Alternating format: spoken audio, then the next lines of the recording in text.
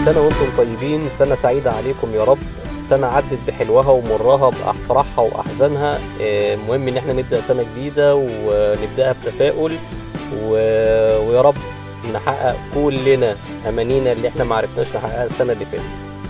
شكرا، كل سنة وانتم طيبين.